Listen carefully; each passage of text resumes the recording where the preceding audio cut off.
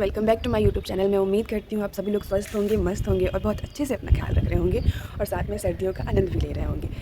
तो जैसा कि आप सबको पता है, मैं अपने चैनल पे किताबों से रिलेटेड वीडियो लेके आती हूँ। तो आज मैं फिर आप लोगों के लिए एक बहुत ही बेहतरीन किताब लेके आई हूँ जिसका नाम है कुरुक्षेत्र।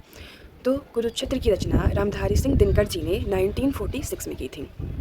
तो सबसे पहले इस किताब का जो नाम है हम उसके बारे में बात करेंगे। कुरुक्षेत्र, जैसे कि आपको पता होगा कि जो कौरवों और पांडवों के बीच युद्ध लड़ा गया था वो कुरुक्षेत्र की ही भूमि पर लड़ा गया था, जिसे हम महाभारत का युद्ध भी कहते हैं। और भगवान श्री कृष्ण ने जो गीता का उपदेश दिया था, जो गीता का सार दिया था, उन्होंने भी कुरुक्षेत्र की भूमि में ही अर्जुन को दिया था।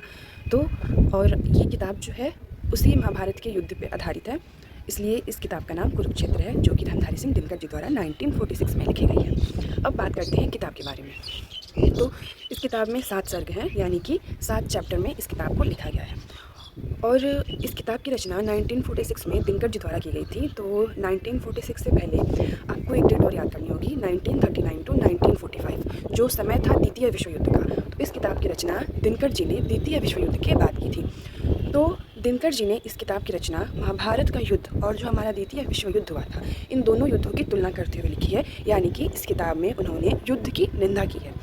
जैसे मनुष्य क्या सोचता है कि युद्ध उसकी समस्याओं का निदान है, बस, लेकिन दिनकर जी ने इस किताब में बहुत अच्छे से बताया है कि युद्ध मनुष्य की समस्याओं का निदान नहीं है, बल्कि युद्ध मनुष्य के लिए अनेकों समस्याएं उत्पन्न करता है।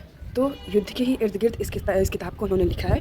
और मैं बताऊं आपको इस किताब के बारे में, जैसे जो अर्जुन थे, जिन्होंने युद्ध से पहले जो उनके मन में युद्ध को लेके संदेह था कि मतलब उनके अपने ही उनके सामने हैं, तो वो युद्ध कैसे करें, वो कैसे अपने दादा, अपने भाई, मतलब कैसे इन लोगों को मारें। तो आप देखोगे कि दिनकर जी ने इस किताब में कर्म को प्रधान माना है कि जो आपका कर्म है ना, उसको आपको करना है, उसके बीच में कोई भी आए इस बात की चिंता न करते हुए आपको अपना कर्म करना है। तो उस समय जो पांडव थे, उनका कर्म क्या था कि उन्हें धर्म की स्थापना कर दी थी।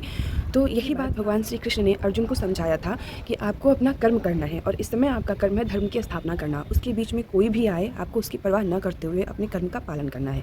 तो ये विचार अर्जुन के मन में युद्ध से पहले आया था, लेकिन युद्ध खत्म होने के बाद जब युधिष्ठिर देखते हैं युद्ध भूमि को, तो वो अंदर से बहुत द्रवित हो उठते हैं, उनका मन बहुत विचलित हो उठता है। वो देखते हैं चारों तरफ लाशें बिछी हुई हैं, रक्तपात हुआ है और बहुत सारी चीज़ें वो देखते हैं। किसी का भाई किसी से बिछड़ गया है, किसी का बेटा बिछड़ गया है, किसी का पति बिछड़ गया है। तो जब वो ये सारी चीज़ें देखते हैं तो जो भीष्म पितामह हैं वो उनके पास जाते हैं, जो सया पे लेटे होते हैं, जो तीरों की सया बनी होती है उस पर वो लेटे होते हैं। तो वहाँ पे उनके मन में ये विचार आता है कि आखिर युद्ध क्यों हुआ, क्या हुआ, कैसे हुआ।